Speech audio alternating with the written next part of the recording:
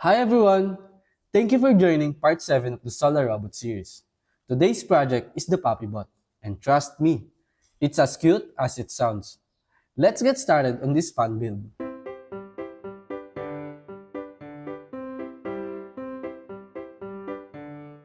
These are the components needed to assemble your PUPPYBOT. Feel free to pause the video and take your time checking everything. Please refer to page 39 of your manual for additional details. Now, let's begin.